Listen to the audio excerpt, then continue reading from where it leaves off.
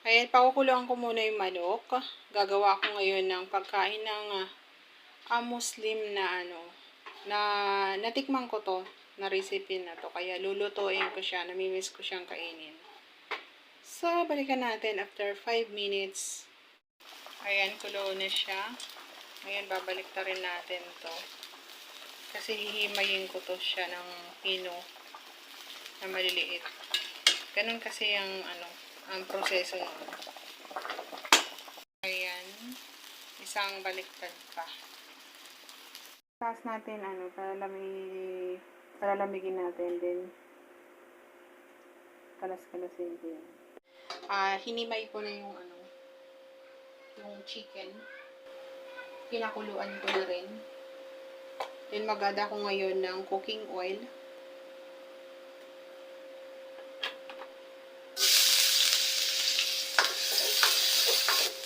Add na natin yung sibuyas. Pantay natin sibuyas yan. Sabit lang natin.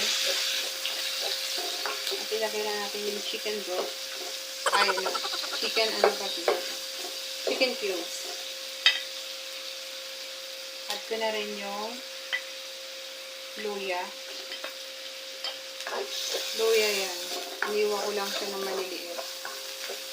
Then, pag na golden brown na lahat-lahat, add na natin yung chicken na himay ko. Add na natin yung chicken. Ayan. Sinama ko na rin yung mga taba-taba. Sayang din. Chicken breast yung aking gamit. I-golden brown natin. And sticky. Kaya lang natin na brown to. At ma-crispy yung chicken.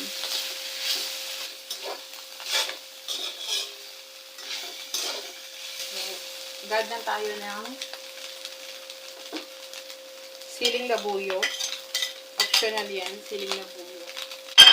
Gamit ko dyan is 5 pirasong siling labuyo. Then, paminta. Tansya-tansya lang yan. Then, mag-add na tayo ngayon ng, wala itong vinegar, walang vinegar. Add tayo ngayon ng soy sauce. Ayan. Soy sauce, mga kutob-kutob din. Tansya-tansya na lang natin yung soy sauce.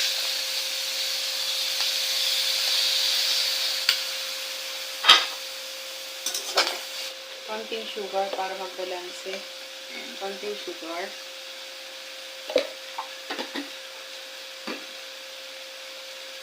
Tapos mag-add tayo ng liquid seasonings. Liquid seasonings para pandagdag yung lasa. Tapos yan lang natin. Smell good yung aroma niya. Bango. Tapos mag-add na tayo ng malakas yung apoy niya para mag-crispy yung chicken. Ginagamit ko is chicken. Pastillas or kagigit to mga pagkain ng mga kababayan natin Muslim. Ayan. Seasonings. Tapos mag-add ako ng butter. Kaunting lang butter. Ayan. Kaunting butter lang. Lang. Para may iba naman. Kasi kinain ko lang yung apoy.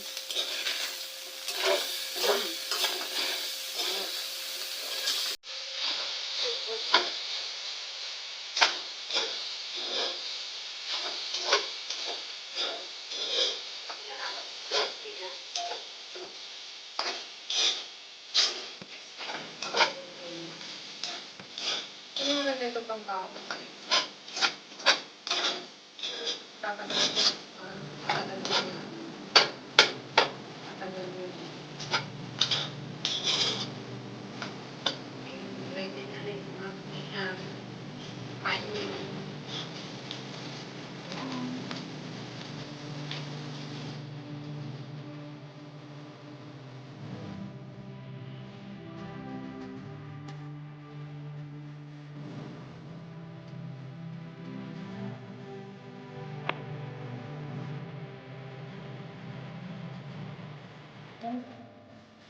So, ito na guys, yung aking kagigit. Kagigit siya guys, ang tawag dyan. Yan yung mga food ng mga parting Maguindanao, mga kababayan natin Muslim. Kain tayo! Sige, kain tayo guys. Ayan, so yummy. Gusto ko may spicy.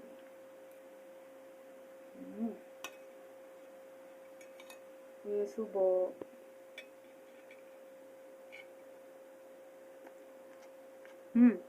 Wow. Dami. Naglaban yung pagka-salty niya.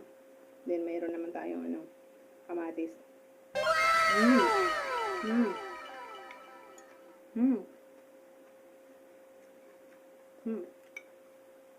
Sarap.